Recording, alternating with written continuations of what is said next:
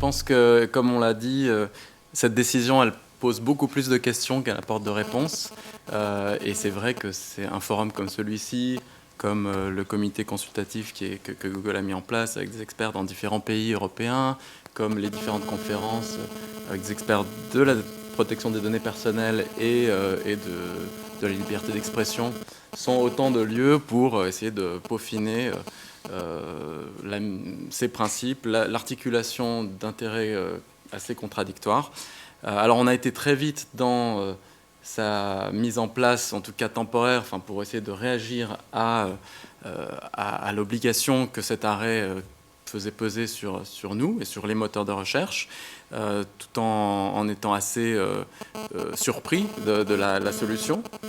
D'autant que, comme l'a dit le professeur Marino, la Cour n'a pas suivi son avocat général. Là où il y a un problème de principe, et ensuite je parlerai plus de la mise en œuvre et des questions qui se posent, mais le problème de principe qui est le plus essentiel pour nous, c'est que l'arrêt met à la charge des éditeurs et des moteurs de recherche des obligations distinctes sur le fondement des données personnelles, comme s'il y avait finalement deux publications autonomes, indépendantes, et que donc chacun étant soumis à des obligations en vertu de la loi, pas de la presse, mais de la protection des données personnelles. Et c'est vrai que depuis sa création, Google et la plupart des moteurs de recherche ont plutôt une vocation à l'exhaustivité et ont pour mission et pour objet de permettre de pointer à l'utilisateur l'existence d'un contenu ailleurs. Et donc ensuite, et depuis toujours, j'ai envie de dire, on a toute une activité de retrait sur demande de contenu illicite sur tout fondement, pas seulement sur la vie privée, donc ça va du droit d'auteur au droit des marques, à la diffamation. Et donc on a toujours opéré jusqu'à mai 2014 dans le principe que si une information est illicite, elle a vocation à disparaître du site en question, et évidemment des moteurs qui pointent, ou des différents sites qui pointent vers ce contenu. Si en revanche ce contenu est licite, il nous semble licite ou légitime pour les outils de recherche de signaler aux internautes son existence. Là où l'arrêt crée une notion complètement nouvelle, c'est l'idée qu'un contenu peut être parfaitement licite, et pour autant, on ne devrait pas pointer son existence aux personnes qui font des recherches. Donc ça va évidemment à l'encontre de la philosophie même d'un moteur de recherche, encore que, évidemment, comme on l'a signalé, il ne s'agit pas de déréférencer totalement la page en question, mais de ne pas la faire apparaître en réponse à une recherche sur le nom de l'individu concerné. Donc en fait, d'autres recherches avec d'autres mots-clés pourraient faire ressortir cette page-là, ce qui, au passage, permet de soulever la question de savoir est-ce que dans la mesure où le contenu reste indexé, on peut même se poser la question, est-ce qu'il y a vraiment cessation d'un traitement des données personnelles dans le fait de ne plus montrer. Donc c'est aussi ça qui, sur le plan plus juridique, est gênant, c'est qu'il y a finalement incursion de la législation sur les données personnelles dans la sphère de la réputation en ligne, qui est plutôt l'apanage du droit de la presse, de la diffamation, de l'injure. Il ne s'agit plus seulement, ce qui normalement est la mission de la législation sur les données personnelles, de gérer, de réguler le traitement des bases de données qui comportent des noms et des informations identifiantes. Il s'agit là finalement de gérer la visibilité de certaines informations en fonction de certaines recherches, et réellement un travail de e-réputation. Il y a des agences qui font ça aujourd'hui pour essayer d'améliorer ce qui apparaît en première page d'un moteur, etc. Est-ce que c'est la fonction de la législation sur les données personnelles ? Je ne crois pas.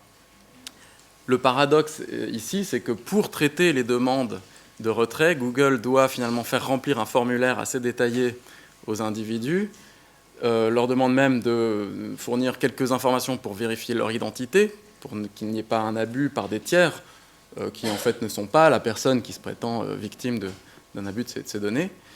Au final, donc, cette loi qui normalement régule le traitement de données personnelles aboutit à plus de données personnelles traitées par les moteurs de recherche et pas moins. Et en revanche, vient complètement cannibaliser le droit de la presse, puisque aujourd'hui, j'ai envie de dire, un avocat, si je suis en position de victime et je veux faire supprimer des résultats de recherche, si mon avocat m'amène sur le terrain de la diffamation, je pourrais presque agir en responsabilité professionnelle, parce que c'est c'est quand même beaucoup plus simple pour lui de faire supprimer ses résultats en signalant simplement que mon nom apparaît sur la page avec ce formulaire, plutôt que d'aller démontrer. D'abord, agir dans la prescription des 3 mois, qui n'existe pas en matière de données personnelles. Ensuite, apporter la démonstration d'une atteinte, etc. etc. Donc ça, il y a effectivement potentiellement une cannibalisation du champ du droit de la presse par ce nouveau fondement en matière de données personnelles. Alors les questions, elles sont beaucoup plus vastes, on l'a vu, en termes de mise en œuvre, c'est-à-dire qu'une fois qu'on reçoit les réclamations, et on en a reçu à ce jour 135 000, qui portent d'ailleurs sur 475 000 pages, puisque une seule réclamation peut porter sur plus d'une page. Au passage, je note que la France est numéro 1 du classement en termes de nombre de réclamations. Et à peu près, alors on est en train de rattraper notre retard dans le traitement, mais à peu près plus de la moitié des réclamations font l'objet d'un retrait. Donc heureusement, il y a quand même un certain nombre de demandes qui, sur la base des critères, certes vagues, mais bon, de l'arrêt, permettent d'aboutir, d'accéder à la demande de retrait.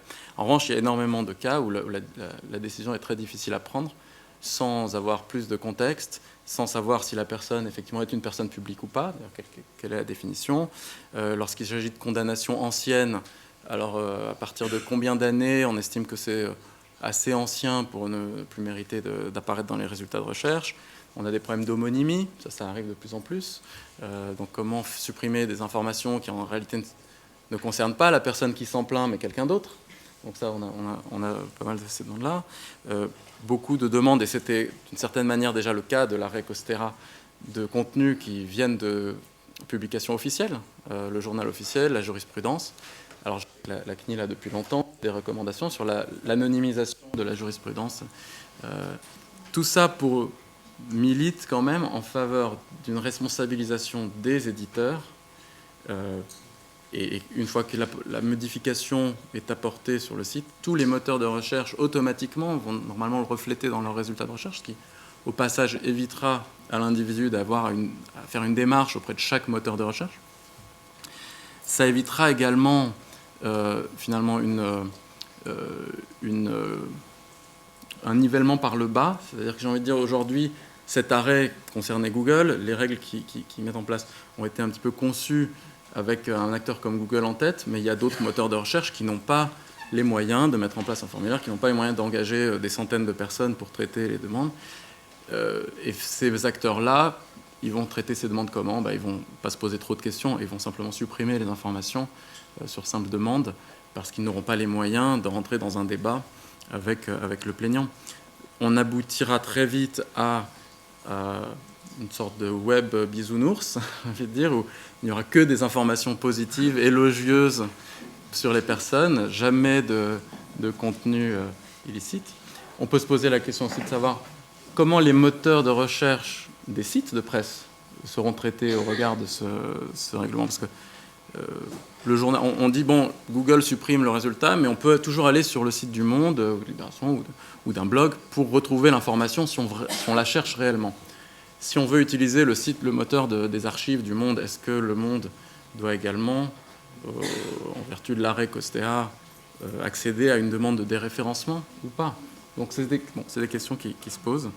Je ne rentre pas dans la question de l'effet territorial, qui est aussi une question qui était posée dans la décision de référer il y a quelques semaines, c'est-à-dire que on a donné on donne effet à cette décision aujourd'hui dans nos retraits dans l'espace européen entier. On pourrait d'ailleurs se poser la question pourquoi est-ce qu'on le fait au niveau européen entier et pas au niveau national, sachant que les réponses pourraient être différentes. Quelqu'un qui a une personnalité publique dans un pays d'Europe ne l'est pas forcément ailleurs en Europe. Mais par simplification, on l'a fait au niveau européen. En revanche, on refuse de retirer des informations pour les sites qui ne visent pas le public européen. Donc là aussi, ça, c'est une question qui reste à trancher.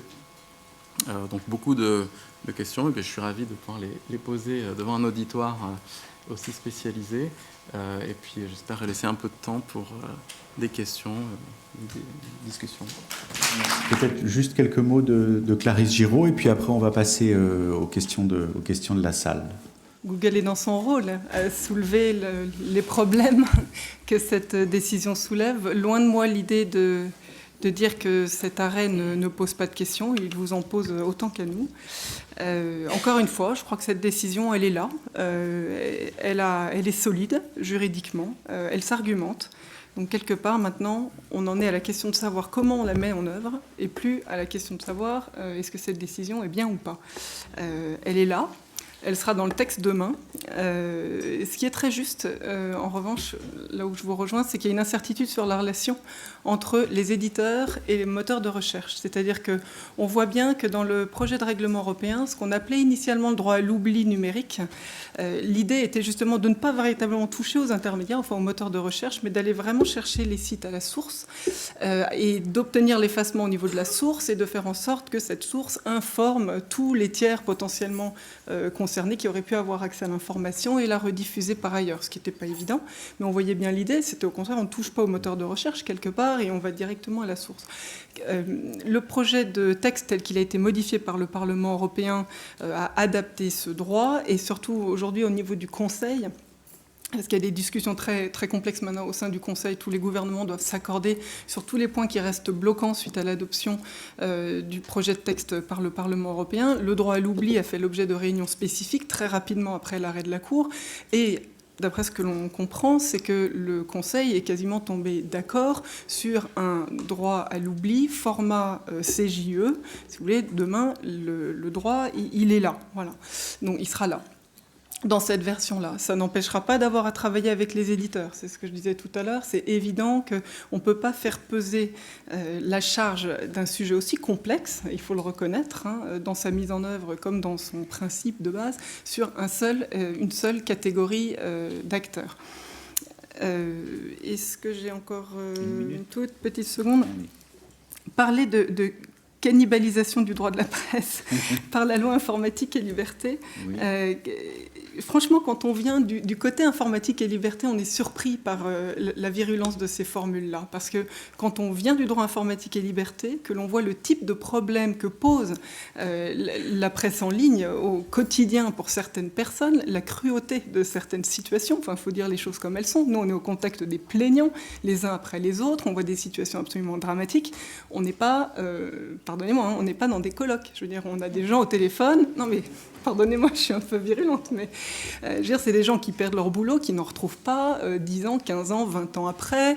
On est avec des mères qui n'ont pas forcément envie que leur vie malheureuse d'avant remonte à la connaissance de ses enfants. Enfin, je veux dire, on est loin de la vie de princesse monégasque qui demandent éventuellement à photoshopper leur vie privée grâce au droit à l'oubli. Voyez. Donc, je pense qu'on est vraiment, pour nous, dans du dur. Il n'y a rien de surprenant quand on vient encore une fois de la loi informatique et liberté aux conclusions de la Cour. Et je crois qu'il faut effectivement réfléchir ensemble à la manière dont formaliser davantage les principes informatiques et liberté appliqués à ces situations-là.